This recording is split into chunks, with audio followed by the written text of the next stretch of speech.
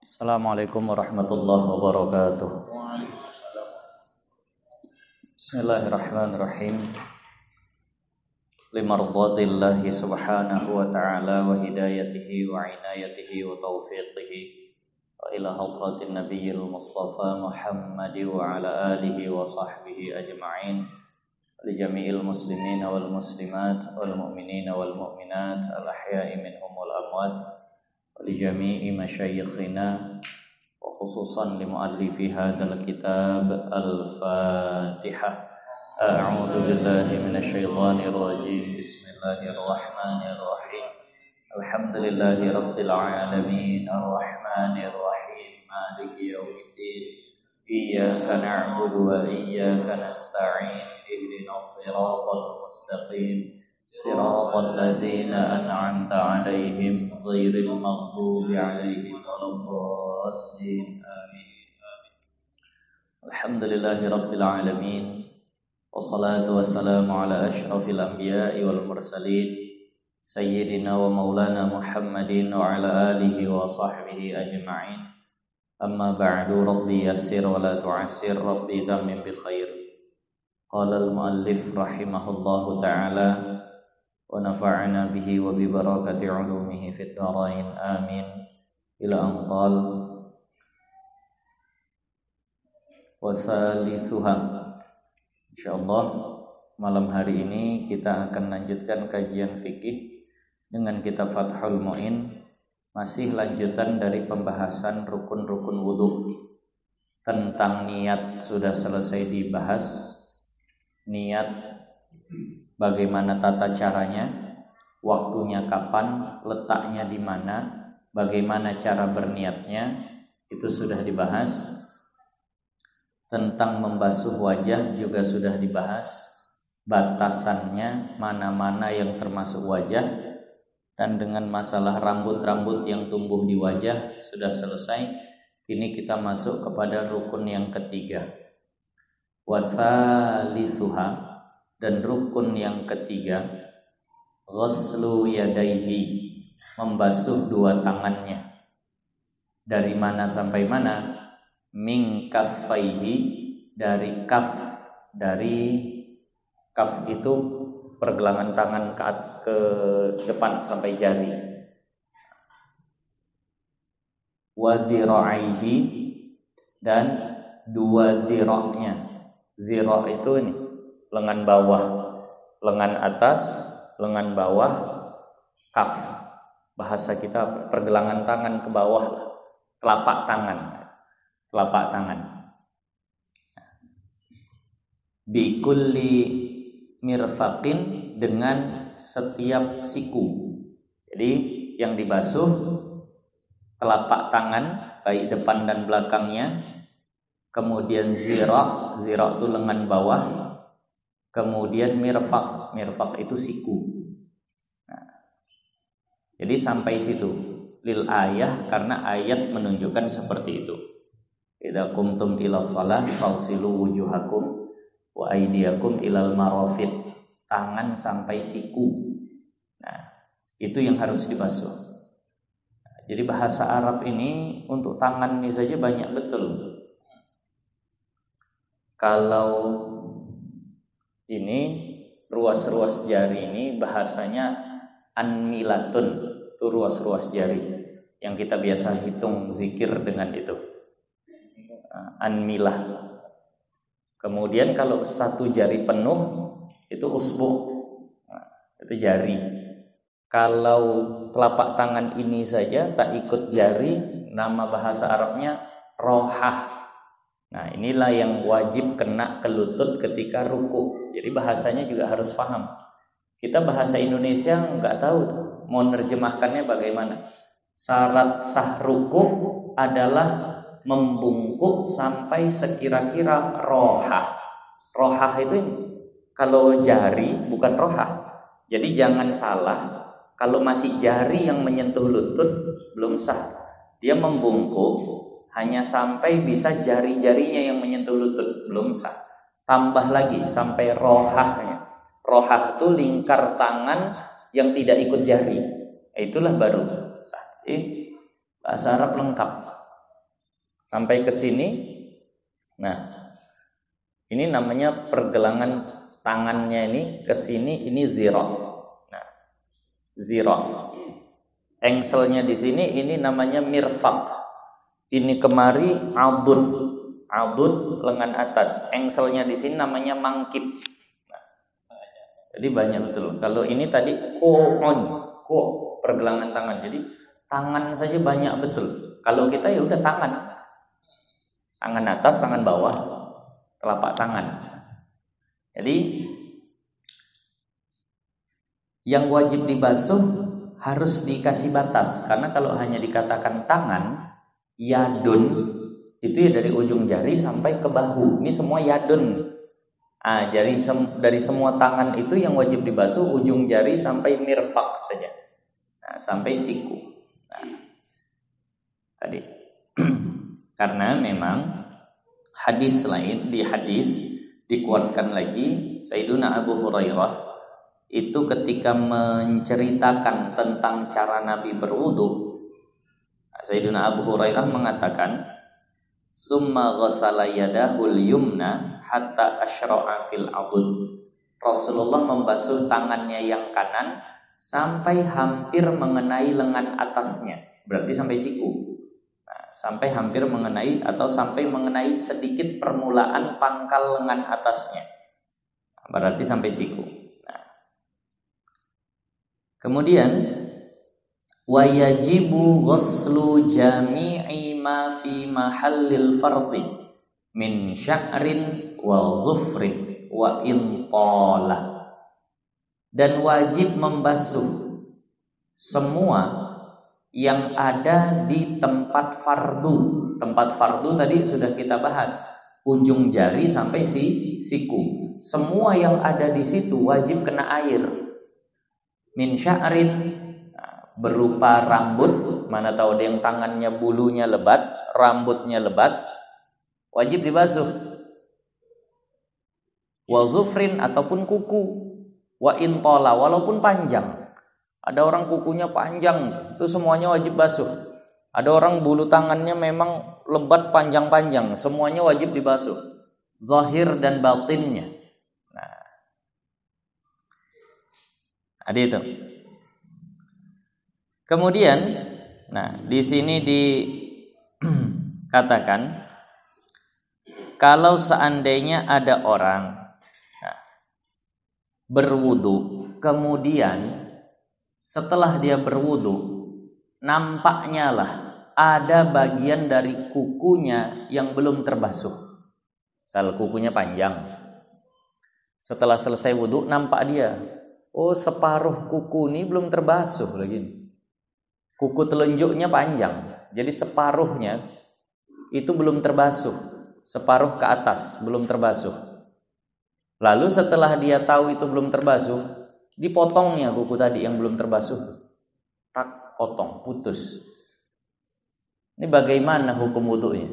Selagi dia masih bahasanya melekat di anggota, berarti jelaslah belum sah. Setelah dia wudu, ditengoknya, oh ada 3 cm lagi dari kuku ini belum terbasuh, sah nggak wudunya tuh? Tak sah, karena masih ada yang belum terbasuh.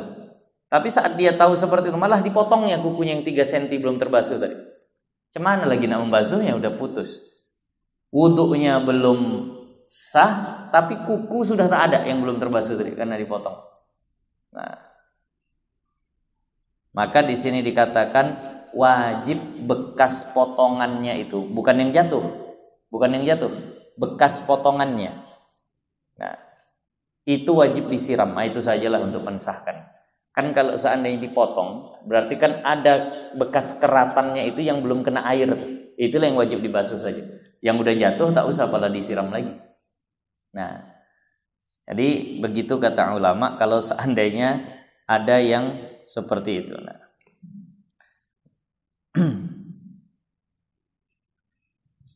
setelah itu dibasuh, wajib lagi diulang, usap kepalanya dan basuh kakinya. Kenapa? Karena nyata tadi tangan belum beres. Kalau tangan belum beres kan nggak boleh usap kepala, nggak boleh basuh kaki. Nah, tadi dari urutan tangan, tapi tangan tak usah lagi, ujung itu saja. Nah, ini kasus saja ini. Habis wudhu ditengoknya, wah kuku ujung nih. Nah, tempelan kan sekarang perempuan tuh ada cat kukunya tuh. Ada cat kukunya perempuan tuh. Kadang cat kukunya tuh tembus air. Jadi waktu udah dia bersih-bersihkan, ternyata ada sebagian misalnya di ujung kukunya tadi catnya itu belum lagi bahasanya terkelupas. Udah selesai wudhunya, tengoknya, wah, ada cat di ujung kuku nih. Malah dipotongnya kuku tadi yang ada catnya itu. Krek, nah, bekas potongannya itu siram air lah. Habis itu usap lagi kepala, basuh lagi kaki. Kenapa? Karena tadi tangan belum beres. Kalau tangan belum beres, tak boleh usap kepala, tak boleh basuh kaki. Nah, ini kalau wudhu. Kalau mandi wajib tak ada tertib. Cukup mana yang belum terbasuh itu saja disiram lagi. Nah, jadi itu masalah saja. Nah, far'un, satu cabangan masalah. Lau nasiya lum'atan, kalau seandainya ada seseorang lupa, ada sedikit bagian lum'ah itu secuil, setitik dari bagian tubuhnya belum terbasuh ketika wudhu karena lupa atau karena terlewat. Fan ghassalat fi taslisin, lalu dia terbasuhnya saat hendak meniga-niga kalikan. Misal tampung air, kemudian dia basuh wajahnya, perasaan udah rata semua. Ternyata di situ ada sebagian yang belum kena air lah. Berarti kan sebenarnya belum sah tuh basuhan pertama. Lalu dia tampung air lagi kedua, bukan niatannya untuk membasuh yang belum kena tadi, rencananya memang mau basuh kedua lah ini. Nah, pada saat basuh kedua itu terbasuhlah yang tadi sedikit belum terbasuh itu. Nah, itu satu contoh. Atau au i'adati wudu'in linisyanin lahu, atau terbasuhnya ketika dia ngulang wudhu karena lupa. Misal begini, ada orang berwudhu. Tadi kasus pertama tadi jangan lupa ya, ini karena kita ikuti kitab ini. Kasus pertama, sebagian nggak kena terbasuh di basuhan kedua atau di basuhan ketiga. Itu satu. Kasus kedua, dia sudah selesai wudhu, ternyata ada sebagian kecil di tangannya belum terkena air wudhu. Kan sebenarnya wudhu belum sah. Ketika dia mau sholat, lupa dia. Aku tadi udah wudhu belum ya? Kalau kasusnya begitu, sudah atau belum, kan dalam fikih hukumnya belum. Aku udah wudhu atau belum? Belum, berarti wudhu lagi dia. Nah, pas wudhu lagi tadi itu, terbasuhlah yang sedikit tadi belum kena. Gitu. Terbasuh yang sedikit tadi itu belum kena.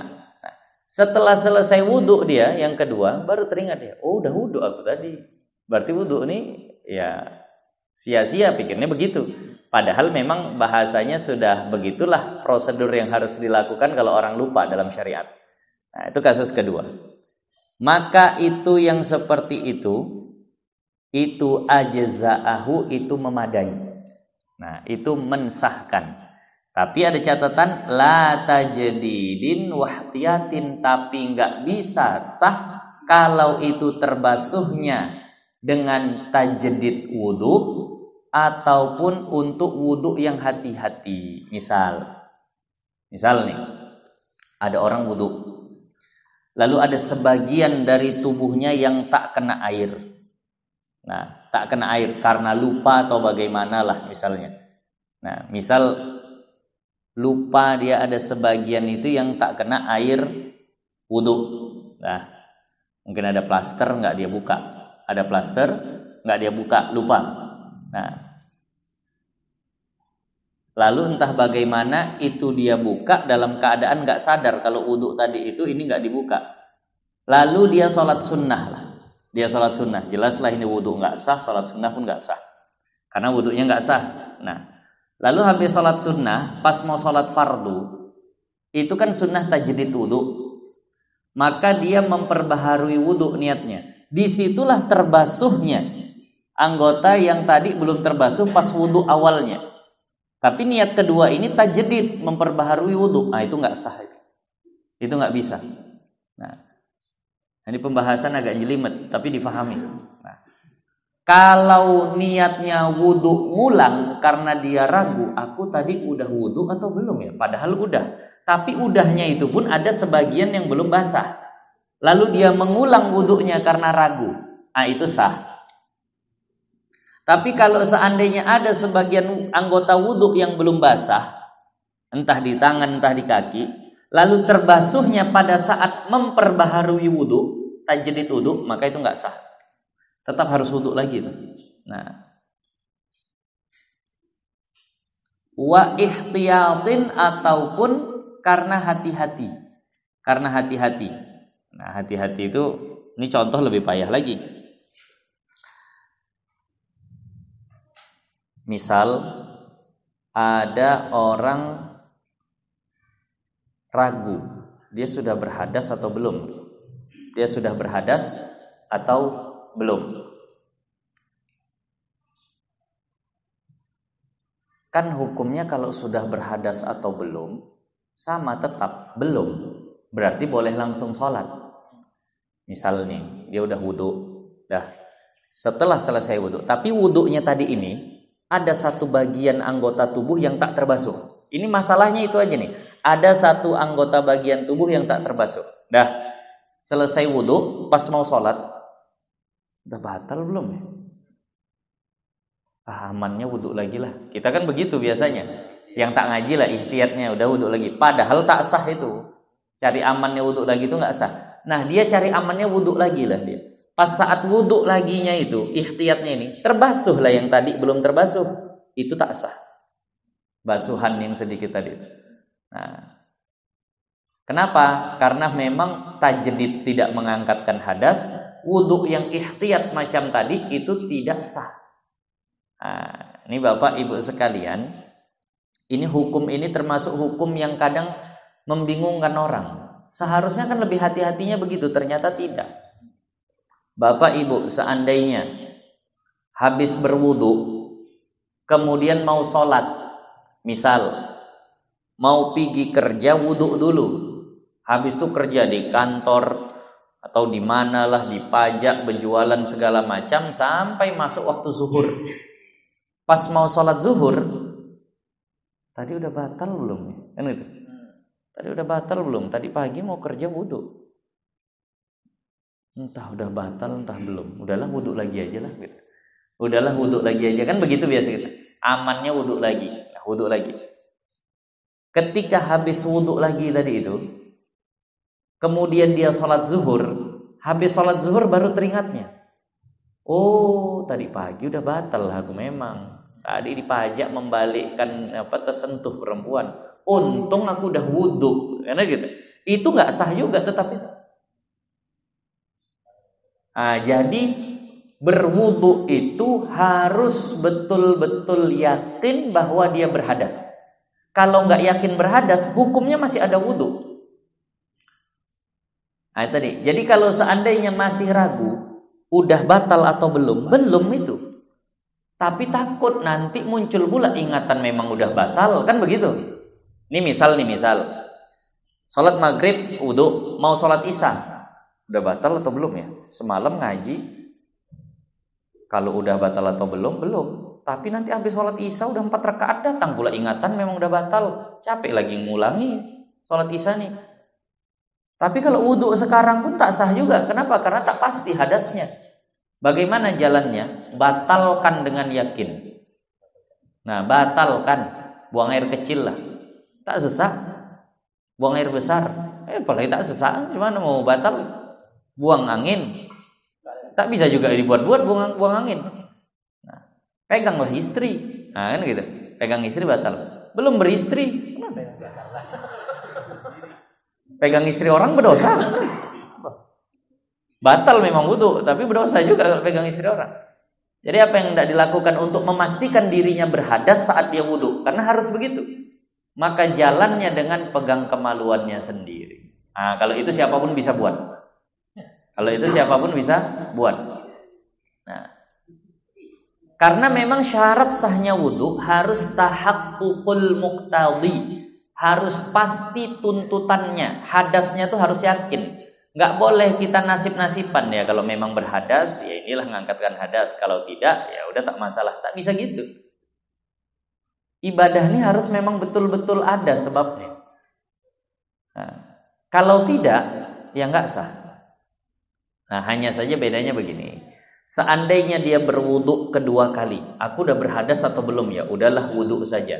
Setelah wudu, ingat, oh memang belum batal wuduku. Maka yang wudhu kedua ini jadi pahala tajdid. Tapi seandainya sudah batal atau belum ya, dia wudhu saja untuk hati-hati. Setelah wudhu ingat, oh memang udah batal tadi yang pertama. Ini yang kedua pun nggak sah ini, harus wudhu lagi.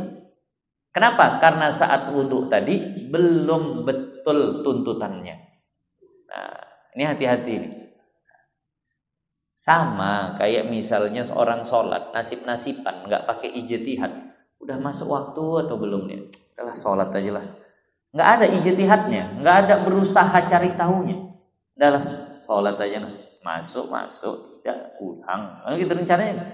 Allahu Akbar. Selesai sholat datang kawan. Jam berapa nih? 1:30. Oh berarti pas lah dalam waktu. Nggak sah juga itu. Walaupun saat ini kenapa? Kebetulan pasnya, bukan berdasarkan ijtihad.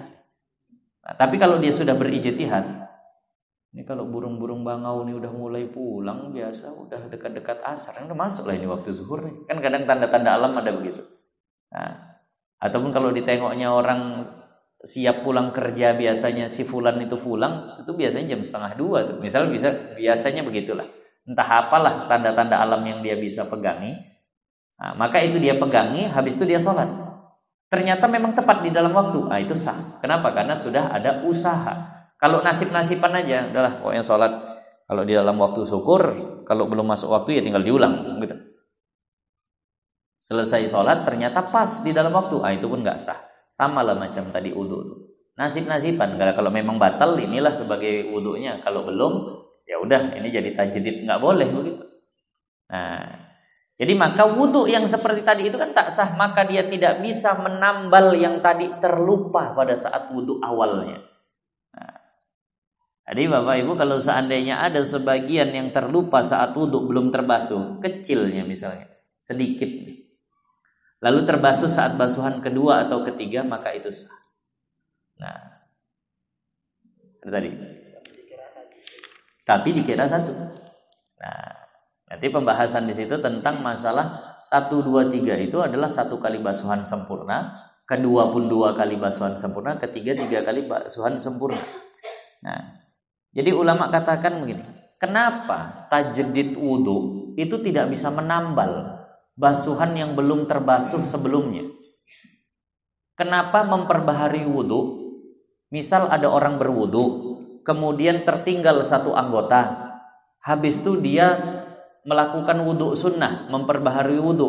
Pada saat wudu sunnah itu kan terbasuh anggota tadi yang awalnya belum terbasuh, itu tidak memadai. Kenapa kata ulama?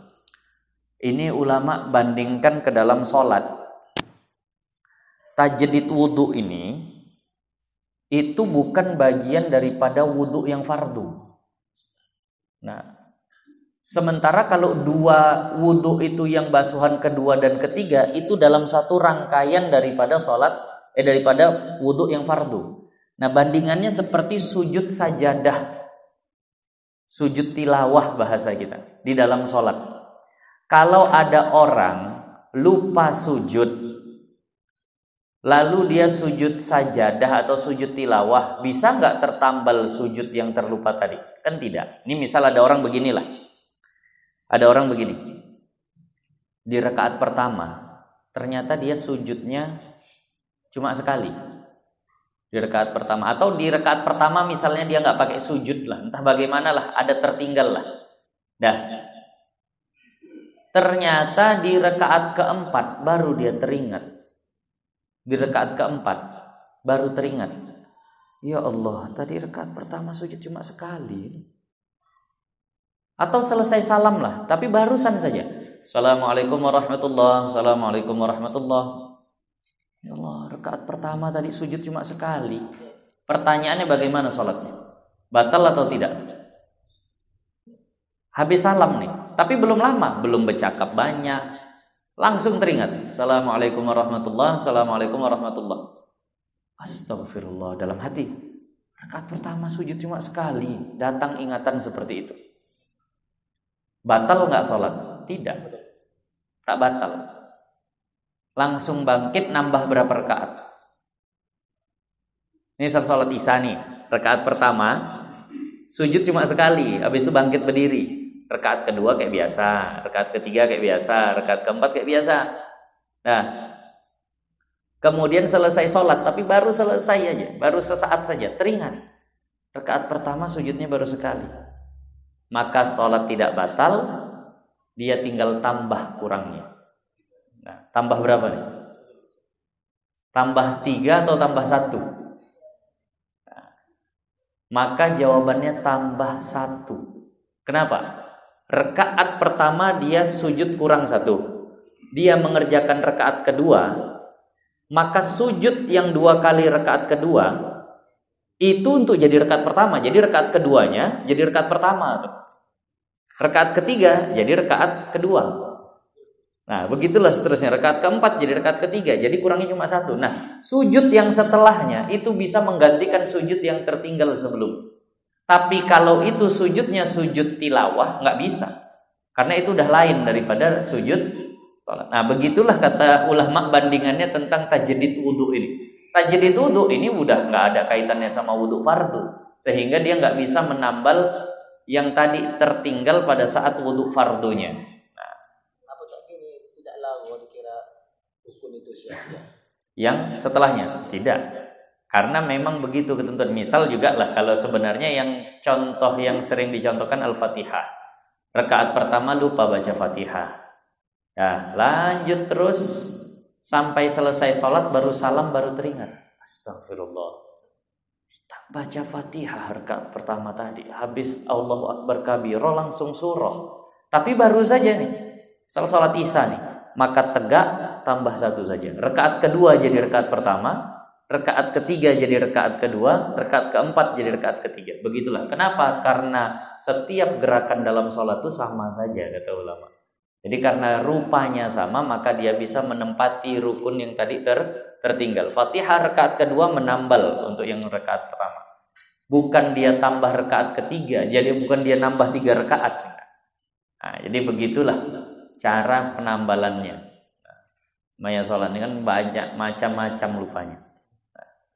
Jadi seperti itu bandingannya kata ulama. Nah. Ya, ini pun sebagian orang kalau tak mengaji ya udah bingung deh, ulang semua sholatnya dari awal. Kalau udah begitu, tadi aku ini udah rakaat ketiga nih, baru datang ingatan. Ya Allah, rakaat pertama tak baca Fatihah. Cemana lah ini? Udahlah ulang dari awal, begitu. Cari aman. Padahal membatalkan sholat yang tak batal, tak boleh. Walaupun ada dalam satu pendapat, ya, boleh membatalkan sholat ketika dalam keadaan yang bisa merusak kekhusyukan. Nanti itu ada dalam kitab tuh begitu. Ada satu keadaan betul yang kalau dia lanjut sholatnya nggak khusyuk betul nih. Wah, bingung betul segala macam. Nah, maka itu bolehlah dia batalkan sholat. Nah, biasanya itu tentang handphone. Keras sekali bunyi handphone. Keras betul bunyi handphonenya. Itu bukan hanya dia, satu masjid tak khusyuk. Udah keras lagunya dangdut lagi. Itu kalau dibiarin, wah, bisa bergoyang orang karena mendengar itu tadi. Tapi tak mungkin mematikan karena di bawah, misalnya di dalam tas atau bagaimana. Boleh nggak dia batalkan sholatnya untuk matikan itu? Boleh. Nah, berdosa dia tidak. Nah, batal sholatnya. Ada yang tak batal. Kalau seandainya bisa seperti itu, ini handphone di dalam tas, dia lagi berdiri, bunyi kuat kali begitu. Nah, bolehkah dibatalkan? Boleh. Kalau memang sudah mengganggu kekhusyukan. Kecuali kalau di kantong. Kalau di kantong bisa diakali. Gerak sekali diam. 1 jari gerakkan cari tombol, mana tombol matikan, pencet mati dah, tak batal karena satu jari bergerak-gerak pun tak batal. Nah, kalau seandainya memang bisa begitu, jangan dijawab bentar lagi sholat nih. Kalau dijawab gitu ya jelas batal. 1 rakaat lagi. Nah, sabar ya. Nah, batal salat. Tapi kata orang saya tak tahu lah. Dan memang mazhab fikih ini kan begitu banyak. Syafi'i saja banyak qaulnya, apalagi ditambah dengan yang lain. Saya pernah tengok katanya kata orang lah, naik haji Ustaz, naik macam-macam kali orang sholat. Ada yang sambil minum sholat. Ya kalau kita kan batal sholat sambil minum. Ini sambil minum lanjut lagi. Nah, bahkan katanya ada yang sampai katanya agak mengangkat handphone, tapi entah apa dibilangnya. Habis itu lanjut sholatnya. Tahu lah saya bilang. Nah, kalau begitu. Yang jelas dalam mazhab Syafi'i kalau berbicara yang layak untuk khitab kepada makhluk batal. Mungkin dikuatkannya suaranya. Angkat handphone, Allahu Akbar. Mati. Niatnya zikir dan sekalian itu ya. Kalau gitu nggak batal memang. Mungkin ngasih tahu orang tadi bahwasanya dia sedang sholat. Ya Allah alam lah kalau begitu ya bisa tak batal. Nah itu tentang masalah tangan. Warabi'uha. Sekarang masuk kepada rukun yang keempat. Dan rukun yang keempat, mashu ba'di ra'sihi, mengusap sebagian kepalanya. Apa contoh kepala yang boleh diusap? Kan naz'ati, seperti naz'ah. Naz'ah nih yang laki-laki kalau kadang botak tuh agak menjorok ke dalam. Itu naz'ah tuh, yang agak menjorok ke dalam. Itu udah bukan bagian wajah ya. Kan ada nih, ini. Nah, dia apa ya? Kalau lihat enggak, ini yang masuk ke dalam nih di ujung ini. Menjorok ke dalam. Nah, sulah. Sulah itu. Tak tahu bahasanya. Bahasa Arabnya naz'ah. Itu kalau diusap itu sah karena itu bagian kepala bukan bagian wajah. Nah, naz'ah. Nah, tuh. Yang masuk dia agak ke dalam tapi bukan rata. Tak tumbuh lagi rambut di situ. Menjorok dia ke dalam. Nah. Jadi kalau itu diusap maka itu sah. Nah, naz'ah karena itu bagian kepala. Wal bayadil ladzi wara'al udhuni, dan putih yang ada di belakang telinga. Putih yang ada di belakang telinga. Ini telinga belakangnya ini masih bagian kepala nih. Putih di belakang telinga, bukan wajah. Karena itu nggak wajib dibasuh. Jadi putih di belakang telinga itu bagian kepala. Jadi kalau wudu situ diusap sah. Bukan yang di bawah ya, kalau di bawah leher. Ini yang memang pas di belakang telinga. Yang tak tumbuh rambut. Nah, jadi itu bagian kepala. Kalau itu diusap maka sah wudunya. Nah, tadi naz'ah itu di situ diartikan apa? Naz'ah juga. Tak ada bahasa Indonesia. Di situ naz'ah juga. Naz'ah. Kulit bebas rambut. Oh iya, di situ diteraskan. Jadi yang di belakang telinga tadi.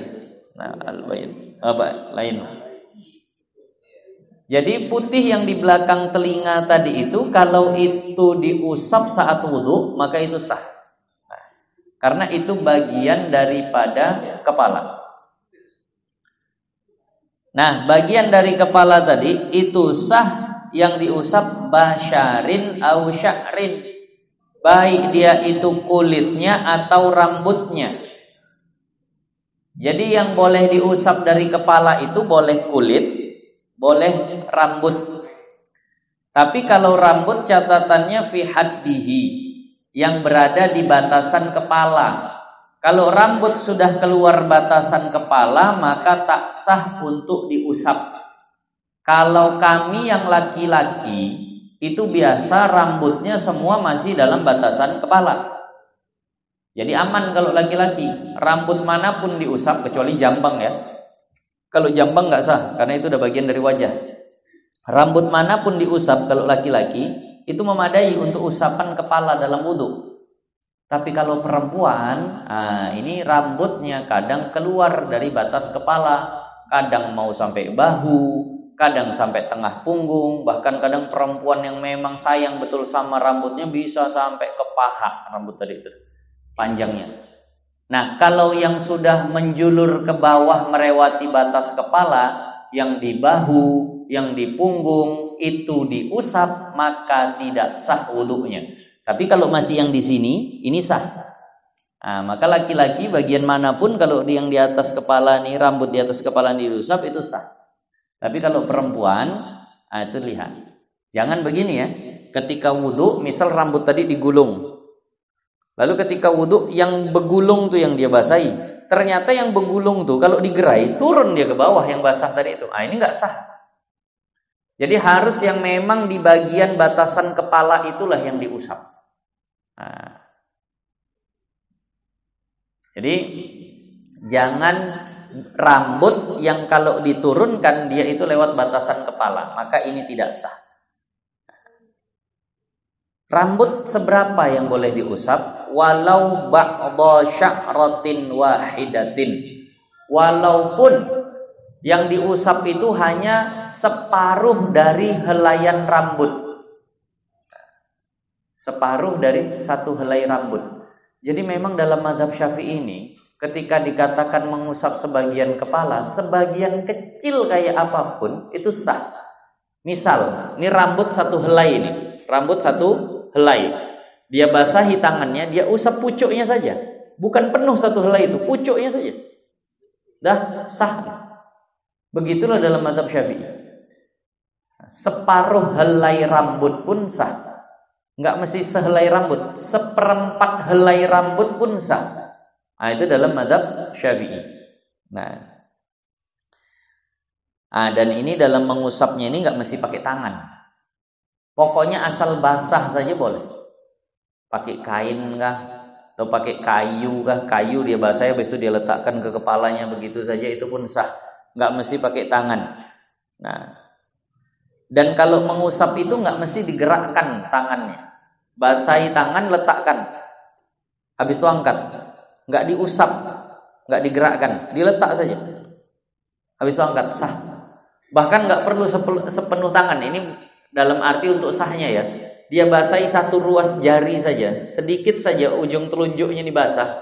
Dia letakkan, habis itu dia angkat. Sah lah itu. Tapi kan keterlaluan lah kalau ada orang wudu begitu. Ini kalau sekedar sah, iya betul. Kenapa? Karena ayatnya bunyinya begitu. Allah Ta'ala berfirman setelah wa aydiyakum ilal marafiq wamsahu biruusikum, dan usaplah sebagian kepala kalian. Jadi bi itu di antara faidahnya itu litab'id, untuk menunjukkan sebagian. Karena huruf jar ini punya banyak faidah. Bi itu banyak faidahnya, ada lil musahabah, lil isti'anah, lit tab'id, lil zaraf, li segala macam, banyaklah itu. Yang belajar nahwu kalau kitabnya agak tebal itu nampak, tapi kalau masih matan jurmiyah belum nampak. Kalau udah kawakib, kalau udah yang agak tebal itu baru kelihatan fungsi-fungsi huruf jar. Makanya nggak bisa ngambil hukum dari Al-Quran dan hadis kalau nggak ngerti nahwu itu nggak bisa. Ini belajar kembali ke Al-Quran dan hadis, ditanya huruf-huruf jar apa saja bingung. Apa pula huruf jar? Huruf itu hijaiyah, alif, ba, ta, nyambung.